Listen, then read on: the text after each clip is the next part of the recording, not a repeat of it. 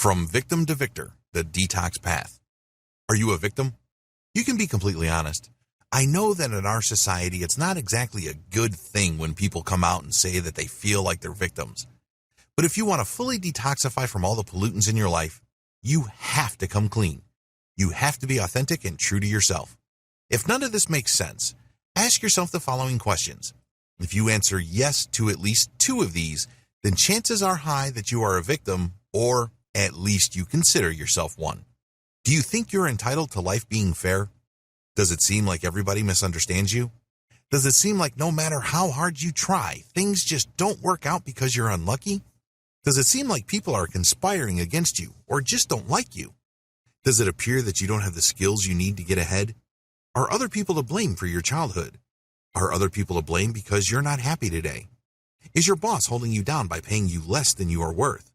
Do people in your relationships have a tough time discovering the real you? If at least two of these questions ring true to you or apply to you, chances are you are a victim, or you think you are a victim. Claim your victim status. It's very hard to solve a problem if you believe you don't have one.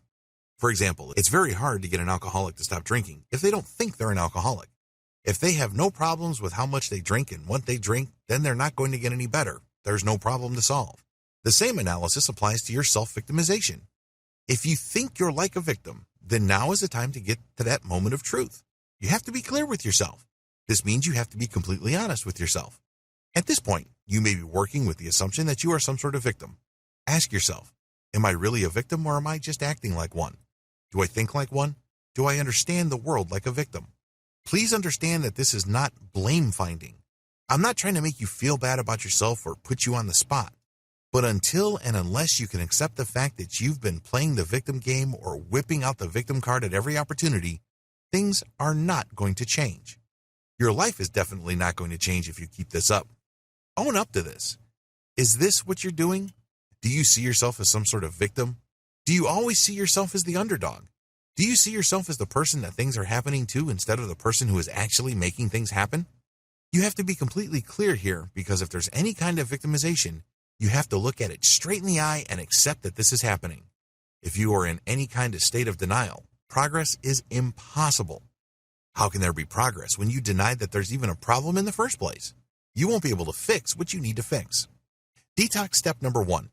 Stop blaming other people in situations beyond your control. When you blame other people, you're actually handing power over your life to those people. Think about it. This logically makes sense.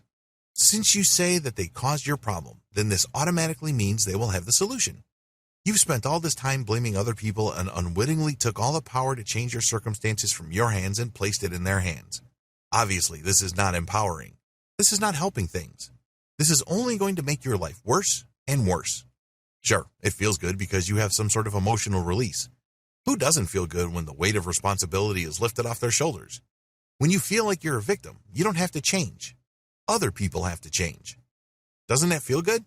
But the problem is you pay a very big price for that sense of emotional release or even your sense of vindication. That sense of vindication you feel when you blame other people, like your father abusing you or your mother making you feel like garbage, comes at a very high price because you rob yourself of the power to make something out of yourself. Of course, most people don't phrase things this way, but in operational terms, psychologically, this is the effect. Here's the truth. The people you're constantly blaming, they're gone. Seriously, they're living their lives. Maybe they have new families. Perhaps they've moved on. As traumatic as that experience may have been for both of you, they're not in any way, shape, or form feeling your anger, hate, and resentment. The only person taking the brunt of all that emotional damage is you. Stop beating yourself up. Stop rehashing that very painful image of a traumatic past. Nobody's being helped by this. Take ownership today. Take ownership of your life. I know this is easier said than done, but you have to do it. Not your father, who was emotionally absent. Not your mother, who may have been domineering. Not your ex-boyfriend, who may have screwed with your head. Not your girlfriend, who may have betrayed you. But you. Say to yourself, yes, I've lived my life as a victim. For all this time, I've blamed other people. Now, I'm going to stop blaming others. Instead, I'm going to say it's my fault. It's my responsibility. I own this. You have to make yourself say these, and you have to mean it. Until you are able to say that you totally own your life and you made everything in it happen or you've let it happen, nothing's going to change. Please understand that everything that happens to your life was either chosen by you or you let it happen. Why? Because you could always control how you respond. As you go through this training, a bolt of lightning might hit you. Obviously, you didn't cause it, but I can guarantee you that you have total control about how you respond to that unfortunate circumstance. Retake that sense of ownership you have over your life, because that power to choose is the only real power you have. Here's the good news. The power to choose is the foundation head of all possibility in your life. Reclaim that power and you can turn your life around. Unless it hurts, it's not real. Quick warning. It's very easy to just go through some sort of intellectual laundry list of the things that you should own up to. Everything that I've said prior to this point is very easy to intellectually compartmentalize and treat like some sort of academic information.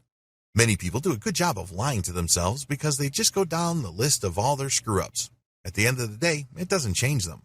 They intellectually accept these, but they don't develop a sense of emotional urgency. In other words, it doesn't cut close to home.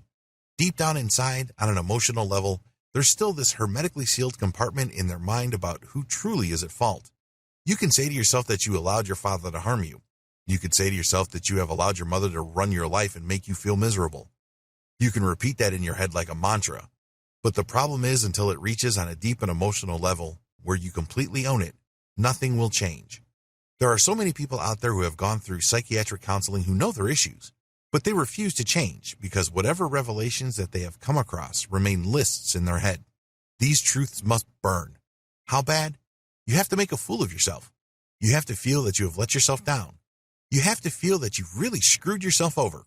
In other words, you have to stop running away from the impact of these emotions. Put simply, you have to do things that you have been fearing for all this time. The good news is, once it hurts, then you know that this laundry list of realizations is true. If it doesn't hurt, or it seems so glib or inconvenient that you're just playing mind games with yourself, you're just wasting your time. There's absolutely no detoxification happening.